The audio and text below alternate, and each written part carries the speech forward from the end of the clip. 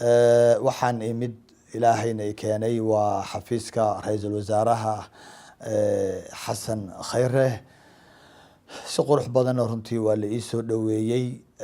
anoo weliba xambaarsan magaca culimo u diinka Soomaaliyeed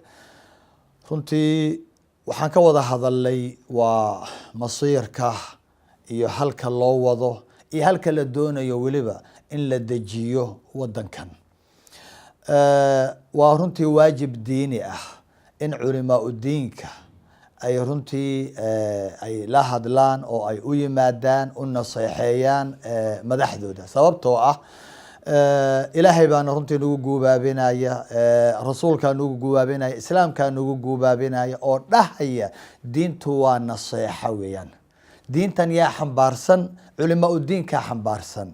maadaama culimo u diinku ay xambaarsan yihiinna yay ugu naseexeynayaan waxay ugu naseexeynayaan waa culimo waa madaxda waa shacabka waa mucaaradka waa insaankan maxaa yeelay diinta waxaa loo soo dejiyey waa insaanka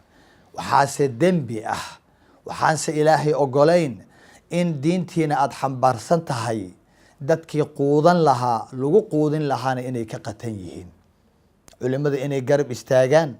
naseexa inay ula garab istaagaan madaxdooda waa wax aad iyo aad u wanaagsan eeg xabiibkeena sala allahu calayhi wasalam iskaba dhaaf dadkii muslimiinta ahaa ee uu la joogaye diinta naseexadeeda wuxuu la garab istaagay gaaladii waa ku waraaqaha u qori jiray waa ku u tegi jiray waa ku saxaabadiisa intuu u diro iyagoo wufuud ah waa ku u tegi jiray oo ay u geyn jiray oo u diri jiray marka diintan waa naseexo waxaan aad iyo aad ugula talinayaa una runtii dhiirigelinayaa culimo u diinka xambaarsan diintan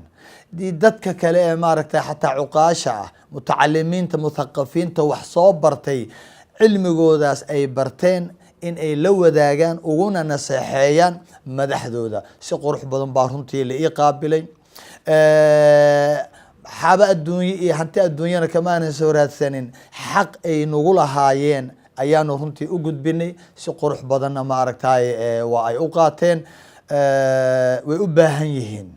madaxdu waa dad runtii maaragtay adeegayaal ah waa adeegayaasha shacabka weeyaan culimo u diinkuna waa adeegayaasha shacabka weeyaan waxa marka loogu adeegayo shacabka oo ay madaxdu ugu adeegayaanna waa in runtii culimo u diinka ay zaad uga yeelaan oo ay uga dhigaan madaxdooda waxaan leeyahay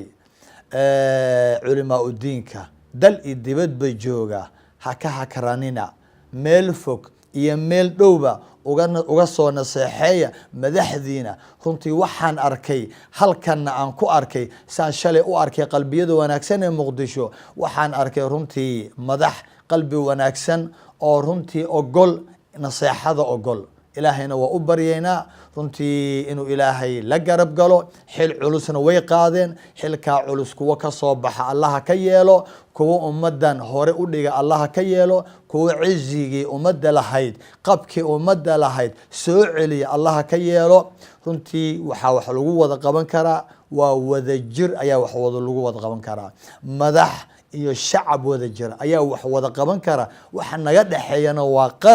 qarankan inaan ilaalino waa waajib diini ah wadajirka iyo midnimada inaan ilaalino waa waajib diini ah aynu wada ilaalino ilaahayna waxaan ka baryayaa wadankan cizigiisii allah soo celiyo ku noolaada meel walbo aad joogtaan Soomaaliya cizi iyo sharaf ku noolaada